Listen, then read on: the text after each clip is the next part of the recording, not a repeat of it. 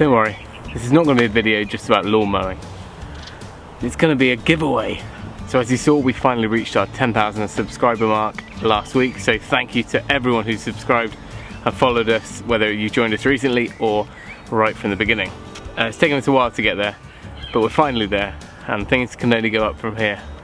Well, I hope. They could go down, I guess.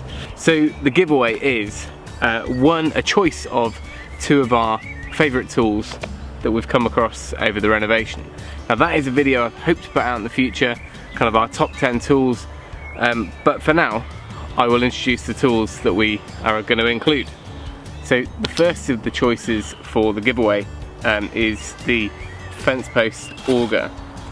Now I say fence post auger, it could be used for a variety of things, and one thing that probably would suit it is for planting small trees or a hedge.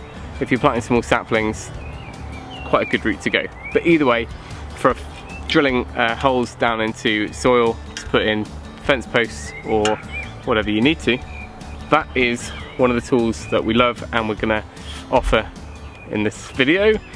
Or the other option is our trusty lifting bar, roughneck lifting bar, probably the most asked about tool that we use in our videos, and the amount of links I've had to send out by email to people who want to get hold of this. But it's called a roughneck lifting bar or demolition bar, and this is seriously being put through its paces. We've taken down numerous stone walls with this, lifted every floorboard in our house with it, but also really odd things like just lifting up the bottom of the door when you're hanging it, or anything where you need leverage. This has lifted it. Even moving a skip, I had to use this. So they are the choices. They are of a similar price, I think, online, and we are offering to buy that for whoever we pick from random. We'll use it like a number generator, and all you need to do is just comment below. Just let us know which tool that you would like to win, and also what project you plan to use it with. This isn't a sponsored video or anything like that. We just thought we'd try and get involved with some of the people who watch our videos and see what you're up to. Okay, so I suppose we should probably do some terms and conditions. Not that there are many. Basically, if we can buy this wherever you live, we will order it for you. We get ours. We got both of these from Amazon, but providing we can organise that to get it shipped to you, that is fine. Otherwise, that's it. We will include 7 days from the date this goes out, so within a week, and after a week we will do a draw and we will announce it in a video. Wow, that's all rather official. Giveaways. Whilst you're all here though, I'll give you a bit of a garden update. So first proper mow of the season, and pretty chuffed with the grass. I mean, we've had the birds out here all winter, which is the only thing I can put the nice lush green colour down to. That is just the chickens keeping it moss free by scratching, and the ducks doing their business all over it. But they're away for the summer now in their pen, and we get to enjoy nice green grass. The bottom of the garden is actually pretty respectable for once. Didn't do anything to the apple tree here. I think it's on its last legs, to be honest. The other one we took out last year. This one didn't produce a single fruit, I don't think, last year. This is last chance, but we thought we'd leave it to it, don't prune it at all, and just see what happens. We gave it a pretty hard prune last year, so that might be it. The big apple tree, I mean, I just could not find time to prune that. It's so time consuming and I've just missed it. So again, we're just gonna leave it for the year. I might do a bit of a summer prune on it. Now these 3 are the little fruit trees we put in last year. Seem to be taking really well. Everything around them is just scrub at the moment, so we need to really sort that border out.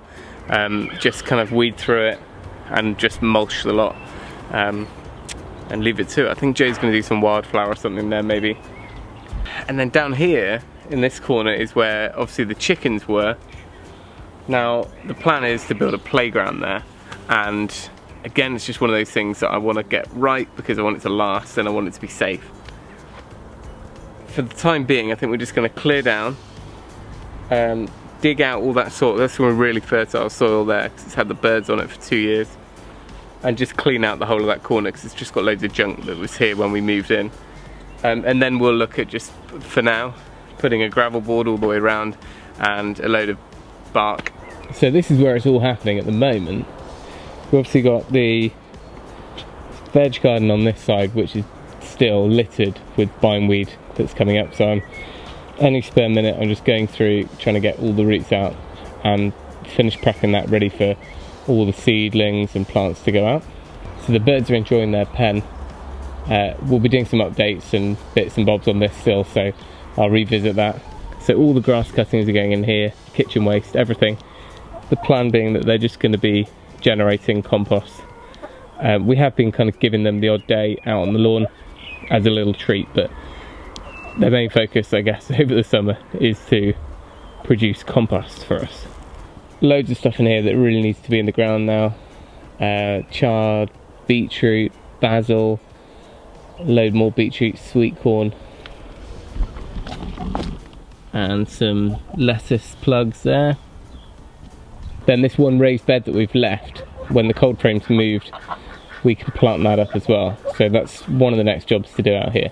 This is a little bit of a preview because I haven't finished the video yet for the build, but the polytunnel is up and standing, hasn't blown away, and pretty chuffed with it. So we just need to give it a really good clear out.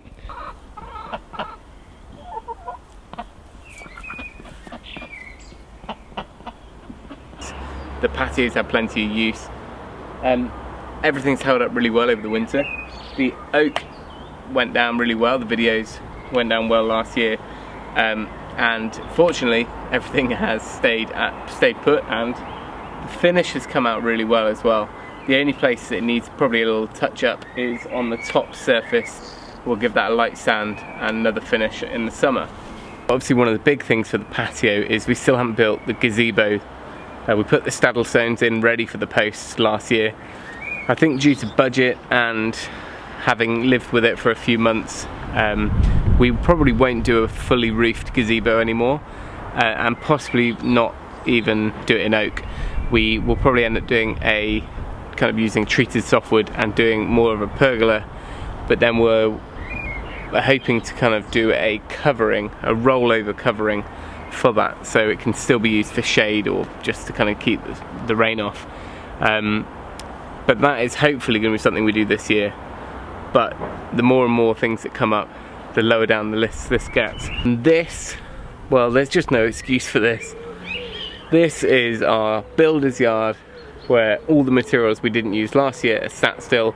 All the pallets just stood there waiting for projects that we'll probably never do.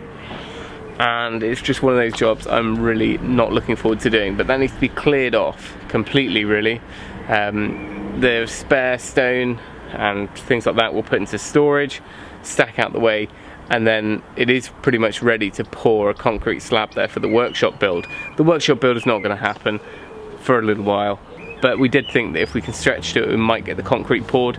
So we basically just got a second hard standing really there, and the kids can use it as a playground or something. It'll be a bit neater than that. Unless anything changes dramatically, the one project that has to happen this year is this. So we've got a 60-year-old porch here, or what's left of it. It's missing about a third of its glass and it doesn't have a door. And most of it is actually being held up by the glass rather than the timber. It really should have been condemned by us. And these risers and treads are pretty much a foot tall. And poor old little Faith, I mean her legs are only this tall. So this is really a sticking point for us. We have to kind of lift the kids down. So the aim is to build a deck. I think that's the most cost effective and straightforward way. Ideally we'd lose all of this concrete, dig it all out, get a dumper, but it's just not going to happen.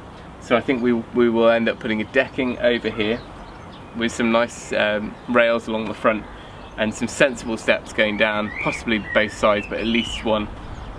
And it'll kind of hide this away, but also just make things safe. So once again, a huge thank you to everyone who's helped us get to the 10,000 mark. And here's to another 10,000, hopefully a little bit quicker. Again, if you want to win the giveaway that we're doing, just let us know in the comments which tool you'd like to win and what you might use it for, and we will get in touch or at least announce the video in a video next week who the winner is. So thanks for watching. Remember, if you can, do it yourself, and we'll see you next time.